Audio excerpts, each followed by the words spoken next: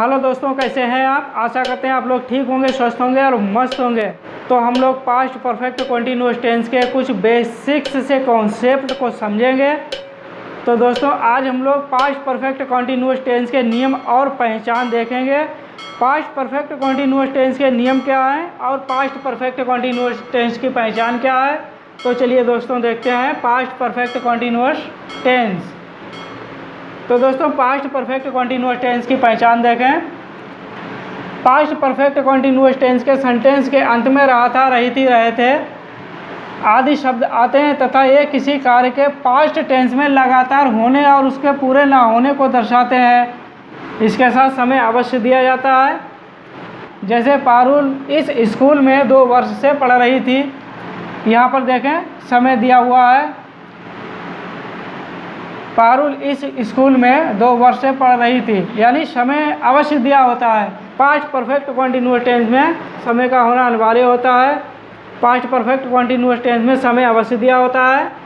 और दोस्तों इसका विशेष ध्यान रखें, पास्ट परफेक्ट कंटीन्यूअस टेंस में नोट का प्रयोग हमेशा हेड और बीन के बीच में होता है। नोट का प्रयोग कहाँ होता है? नोट का प्रयोग हेड और बीन के बीच में किया जाता है। कहाँ पे किया जाता है? हेड और बीन के बीच में नोट का प्रयोग किया जाता है। तो दोस्तों पास्ट परफेक्ट कंटीन्यूअस टेंस का नियम देखें। I we you they he she it तथा I we you they he she it तथा सभी कर्ताओं के साथ हेड बीन का प्रयोग करके वर्ब की फर्स्ट फॉर्म में आईएनजी जोड़ते हैं।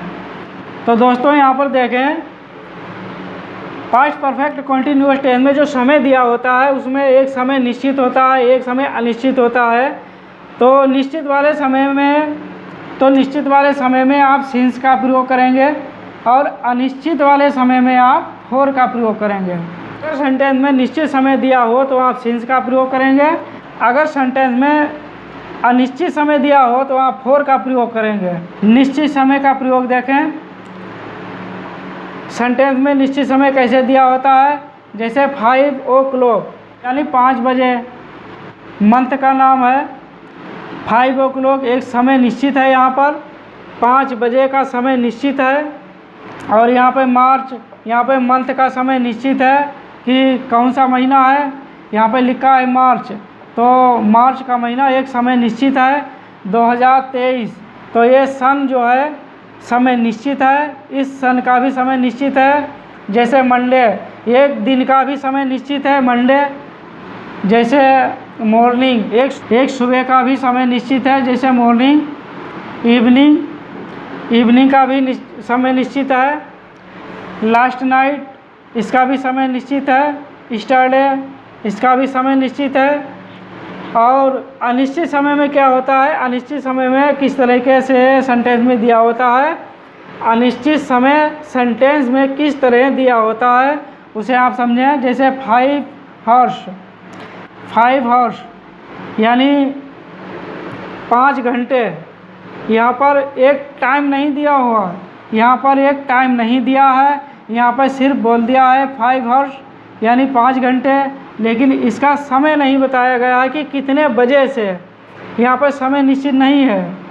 जैसे 5 ईयर यानी 5 ईयर, 5 वर्ष बोल दिया है, लेकिन 5 वर्ष बोल दिया है, लेकिन यहाँ पर 5 वर्ष का समय निश्चित नहीं है। 5 वर्ष का समय निश्चित का मतलब जैसे सन 2018, सन 2020, सन 2030, जैसे सन 2020, सन 2021, सन 2022, सन 2023, इस तरह से समय निश्चित नहीं है। बोल दिया है 5 ईयर्स, लेकिन समय निश्चित नहीं है यहाँ पर। जैसे 5 वीक, यहाँ पर 5 वीक सप्ताह, 5 सप्ताह जो है समय निश्चित नहीं है। जैसे 6 डे, यहाँ पर भी समय निश्चित नहीं है। 6 डे तो बोल दिया है, लेकिन यहाँ पर कौन सा दिन है ये निश्चित नहीं है, संडे है या मंडे है, इसका कोई निश्चित समय नहीं है। ये पास्ट परफेक्ट कंटीन्यूअस टेंस की पहचान है। ये पास्ट परफेक्ट कंटीन्यूअस टेंस के नियम हैं। पास्ट परफेक्ट कंटीन्यूअस टेंस के नियम हैं। तो दोस्तों पास्ट परफेक्ट कंटीन्यूअस टेंस की पहचान और नियम को आप अच्छी तरह से सीख लें, तब आप past perfect continuous tense easily बना सकेंगे।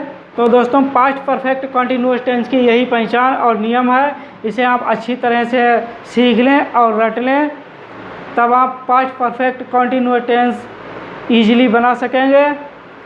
और पास्ट परफेक्ट कंटिन्यूअस टेंस में सब्जेक्ट आपका चाहे एक वचन करता हो चाहे बहुवचन करता हो, आपको हैड बीन का ही प्रयोग करना है। और इसके सेंटेंस में पास्ट परफेक्ट कंटिन्यूअस टेंस के सेंटेंस में नोट का प्रयोग हमेशा हैड और बीन के बीच में होता है, और इसमें वर्ब के फर्स्ट फॉर्म के पीछे आईएनजी जोड़ दिया जाता है। तो दोस्तों ये पास्ट परफेक्ट कंटिन्यूअस टेंस की पहचान और नियम हो चुका है। आशा करते हैं आप लोग पास्ट परफेक्ट कंटिन्यूअस टेंस के नियम और पहचान आपको समझ में आ चुके होंगे। और अगर आपको पास्ट परफेक्ट कंटिन्यूअस टेंस के नियम और पहचान समझ में ना आए हों तो आप मुझे कमेंट में बताएं। मैं पास्ट परफेक्ट कंटिन्यूअस टेंस के नियम और पहचान फिर से बताऊंगा। तो दोस्तों आपको वीडियो अच्छी लगी हो तो आप वीडियो को लाइक करें, शेयर करें और सब्सक्राइब करें। तो दोस्तों फिर मिलेंगे, तब तक के लिए थैंक्स।